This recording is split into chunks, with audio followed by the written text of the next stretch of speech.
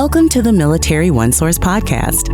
Military OneSource is an official program of the Defense Department with tools, information, and resources to help families navigate all aspects of military life. For more information, visit militaryonesource.mil. Welcome to the podcast. I'm Bruce Moody. We're going to talk about suicide in this episode. The Defense Department has 2 online courses that offer support and guidance to those affected by suicide. And we'll get to that, but I really want to start off at the top by saying that if you or someone you know is struggling or in crisis, help is available. You can simply call or text 988 and then press 1. It's the military crisis line. It's free. It's absolutely confidential. It's available to all service members and family members, including members of the National Guard, the Reserve, and veterans, even if you're not enrolled in VA benefits or healthcare. So we'll go ahead and put the crisis line information in the program notes of this episode. And then with that, let's get into talking about the actual courses that have been recently made available to the community. And we'll do that with our guests. My guests today are Lisa Valentine. She is with the Defense Department's Casualty, Mortuary Affairs, and Military Funeral Honors Program, and Dr. Andrew Moon, and he is with the Defense Suicide Prevention Office. To begin talking about this course, I want to welcome our guests and just ask them to explain who they are and their backgrounds, because each of our guests today had a lot to do with these courses. So, Lisa, let's just begin with you. Welcome to the podcast and tell us a little bit about yourself. Thank you, Bruce. Well, I'm a Army veteran. I retired. I have 23 years, and then my work in the Army led me to the work that I do today, which is Casualty, Mortuary Affairs, and Military Funeral Honors. And one of the objectives as the program manager is we want to ensure that we have resources available for surviving family members, especially those whose service member died by suicide, and also to have tools available to train service providers who assist those surviving family members. Well, thank you for your service, and thank you for the work that you do.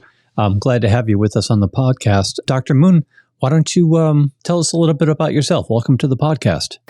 Thank you, Bruce. Andrew Moon here. I am a clinical psychologist by training. I've done most of my career within the federal government as a clinical psychologist. I have a background in working with individuals who've experienced trauma. I also transitioned into my role here with the Department of Defense as the lead for education around suicide prevention, very similar to the role I carried with the VA for a number of years as lead for education in their National Suicide Prevention Program. So coming at it with a clinical eye and an eye towards how we better educate those who we need to bring into the fold. Wonderful. We appreciate the work that you do. So let's get into the course itself. Lisa, why don't you tell us, so there's actually 2 courses.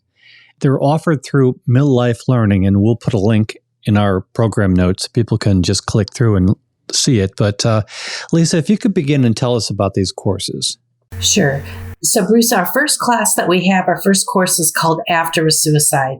And this course is for everybody who's been exposed to a suicide, whether you know the person or you don't know the person, but it's anyone who's been exposed to a suicide. And this course provides compassionate support and guidance, and it covers communication techniques and ways to stay connected to a support system or to even get connected to a support system.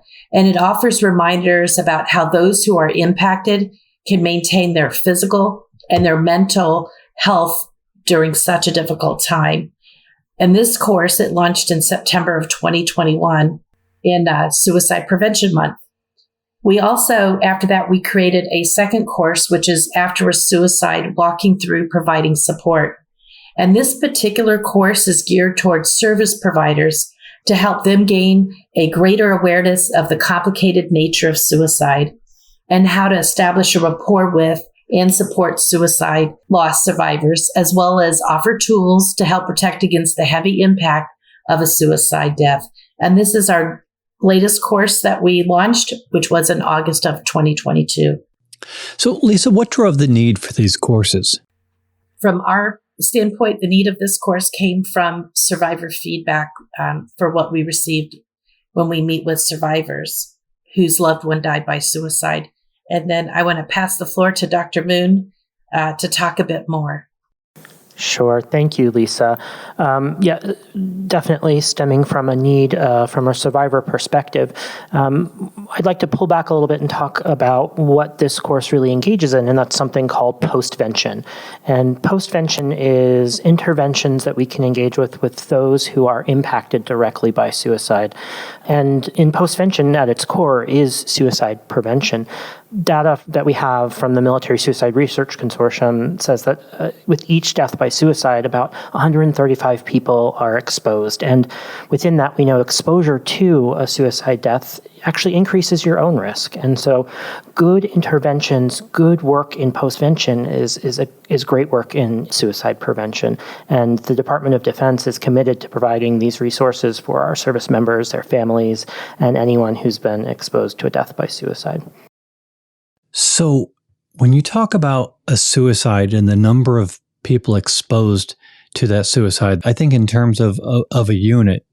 So I guess my question is, are these courses something that an NCO might benefit from taking? Absolutely. The courses have two aims. The first course really aiming at caring for yourself and caring for people in your life who are directly exposed.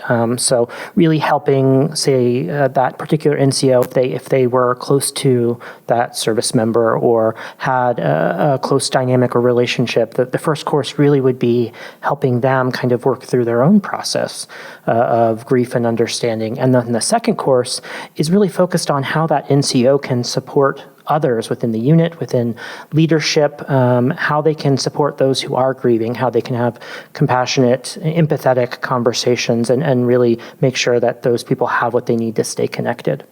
I'm glad to hear that because I've been traveling around and I've been meeting with leaders, and it is frankly amazing what our NCO community is doing to maintain the integrity, the strength and readiness of the individual, and of course the family. So that's really so very, very critical. When we talk about the effects of dealing with a death by suicide on those who have left behind, what are the effects that we're looking at? Sure, that's a great question. The effects are I'm going to say, complicated and varied. Each loss will bring about different things in different individuals, but in general, beyond the immediate response to loss, research tells us that suicide loss survivors are at a greater risk for anxiety-related disorders, potentially post-traumatic stress responses, and depression, complicated grief process, and as I mentioned, suicide themselves. So the impacts are going to be potentially more intense in a suicide survivor situation. And of course, there's also the issue of stigma, right? And when we're looking at the stigma, which is attached to a death by suicide, how are survivors able to overcome that? That is a really important question. Stigma and suicide have been long associated with each other, and it can bring about a sense of shame or a brokenness. And within that, it can maybe push that lost survivor into disconnection, a removal from their community, not understanding how to gain support or where they can gain support. For many, they've been taught that even mentioning suicide is taboo and frowned upon. And again, that can be particularly hard and isolating. So it can help just by starting to get a better understanding of your own thoughts on suicide and finding out what feels helpful and comforting and less shaming for you personally. And then once you feel confident in that, it's finding resources that align with those personal views, finding communities, spiritual leaders, family members, peers that support your understanding of suicide and your complicated grief process. And they can help you think more deeply and support you in your journey of grief. The range of emotions at play here and thought processes that cascade from a suicide go into so many different directions. And I know, so you just mentioned stigma, but relating to that, but perhaps a little different from that, is guilt. So taking the same approach, what is the guilt that survivors might experience, and how might that be addressed? Yeah, thanks, Bruce. Transparently, I think with any death, there can be questions of why or what could I have done, or even statements that we tell ourselves like, if I had only. For suicide loss survivors, these questions can be all the more intense given the relationship they had with the individual and given the circumstances. And to make things tougher, there may never be an answer to those questions or those thoughts, which makes the work of moving forward in the journey of grief quite difficult. And so for some, it's helpful to work on finding a purpose after a loss, figuring out, hey, they can make a positive impact in the world around them. Sometimes that's work supporting others who are grieving, or supporting others who are even struggling with suicidal thoughts. For others, they combat those unanswerable questions with positive memories and feelings, and remembering and sharing the good things in their lives as a result of the relationship they have with the deceased. And for some, it takes a little more time and effort and support to move past these feelings of guilt, and they may even engage with a spiritual advisor or psychological support to work through these feelings. Lisa, I have a couple of questions about these actual courses themselves. When someone is going through this course, will they be made aware of support resources that the military community has to offer? Absolutely. And our military community also includes nonprofit organizations that we partner with. And one such is the Tragedy Assistance Program for Survivors. And they have an extensive program for those who suffer a loss through a suicide death. And both of our courses, they're available to most any listener, and they help inform of how we can care for ourselves, because, it's important to take care of yourself and then you can take care of others. And so much of what is discussed is having compassion for yourself and for others, and for the varied experience and responses that could occur immediately after and throughout the grieving journey through a suicide loss. And it's important to note that you don't have to do this alone, that there are organizations out there. There's Military OneSource, where you can call and they can arrange for non-medical counseling if you're eligible. And there's also the Veterans Affairs. They have bereavement centers that can also assist with a military death by suicide. The course itself, in order to access it, do you need to sign in with a military email account or some ID or some sort of credentialing, or how does that work? So for the course after suicide, that's available for anybody. So you do have to establish an account within the MilLife Learning. It's very simple if you just go on the website and just follow the steps. However, for the one for service providers, you do have to have a common access card, or you have to have a certification card. And then you'll be able to take that course, which is the After a Suicide Walking Through Providing Support. Got it. But for the course after a suicide for service members and family members, they could make this course available to an individual. A service member, for example, could make that course available to a close friend who's not in the military, or perhaps their parents, for them to kind of get a perspective of what they're being taught to make them a better friend or a better parent. Would that be an option? Absolutely. And I highly recommend it. It's even a course that I share with others who are not affiliated with the military as well, because I find that it's that helpful and very informative. And this course is available pretty much on demand, right? I mean, when a person is ready, that course needs to be ready for them. This is basically a course that's ready to go when the individual is? Absolutely, Bruce. And you know what's so neat about our courses, that you can take them over and over again. Or if you want to stop at a certain point and then come back to it, you can do that. So you can do it in a little bits, you can do it in a big chunk, and you can watch it over and over, because sometimes we need a tune-up or just reminders as we're going through grief, because grief is not just something you just get over. It's a life journey. Absolutely. Dr. Moon, any final words on the topic? Sure, thank you.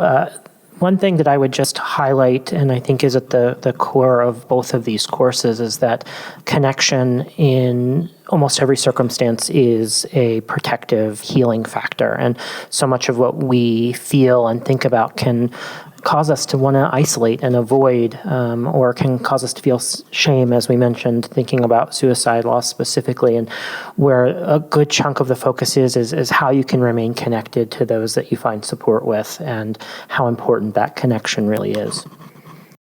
Yeah, the connection is definitely there. Getting people to reach out is quite the challenge.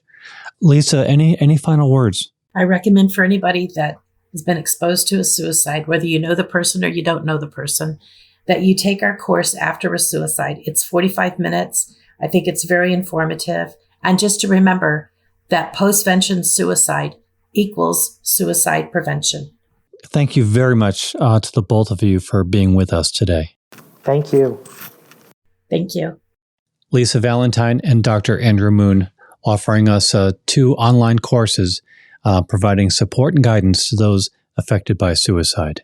Thank you very much for listening. I want to remind you that Military OneSource is an official resource of the Defense Department. We're a website, we're a call center, we're on social media, and now we're a podcast. So we hope that you'll go ahead and subscribe. We obviously cover a wide range of topics that help military families thrive mid-military life. Thanks very much for listening. I'm Bruce Moody. Bye-bye.